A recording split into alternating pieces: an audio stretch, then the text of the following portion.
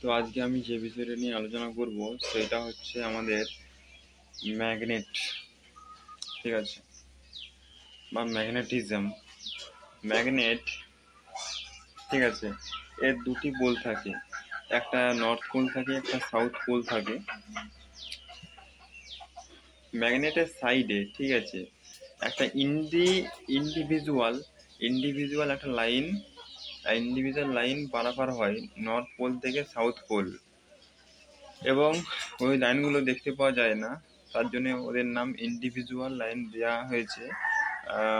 প্রত্যেকটা লাইনকে magnetic line বলা হয়, এবং অনেকগুলো লাইন থাকে, ঠিক আছে, সব লাইনকে একসাথে বলা হয় ম্যাগনেটিক ফ্লাক্স।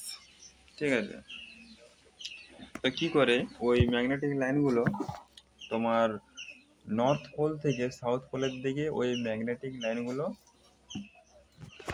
অভিমুখ থাকে, মানে ওদিকে যায়, নর্থ পোল থেকে সাউথ পোলের দিকে যায়, এবং ম্যাগনেটিক ফিল্ড তৈরি হয়।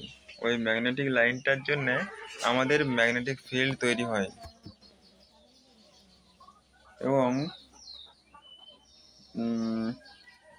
কোন কোন জিনিসগুলা স্ট্রংলি ওই ম্যাগনেটের সাথে আকর্ষিত হয়, স্ট্রংলি কোন কোন ম্যাগনেটগুলো, যেমন আয়রন, নিকেল, ঠিক আছে, কোবাল্ট, এগুলো হচ্ছে স্ট্রংলি আকর্ষিত করে ম্যাগনেটের সাথে। তারপরে প্যারাম্যাগনেটিক সাবস্টেন্স। প্যারাম্যাগনেটিক সাবস্টেন্স বলতে যেগুলো তোমার যেগুলো তোমার খুব স্লাইডলি আকর্ষিত হয়, মানে স্ট্রংলি নয়, স্লাইডলি মানে খুব কম আকর্ষিত হয়, খুব কম ভাবে আকর্ষিত হয়। যেমন কি, যেমন তোমার কি বলবো, এয়ার, ঠিক আছে, এরা হচ্ছে খুব স্লাইডলি আকর্ষিত হয়, যেমন অ্যালুমিনিয়াম, প্লাটিনাম, কপার, ঠিক আছে, ম্যাঙ্গানিজ, তারপরে এয়ার, এগুলো খুব লাইট স্লাইডলি, ঠিক আছে, স্লাইডলি আকর্ষিত হয়, মানে সেরকম একটা আকর্ষিত হয় না, নর্মালি একটা আকর্ষিত হয়, বুঝা বুঝা হালকা হালকা যায়, স্ট্রংলি হয় না। আর হচ্ছে তারপরে তোমার হচ্ছে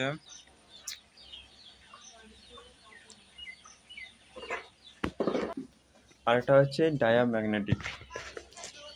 ডায়াম্যাগনেটিক কোনগুলো,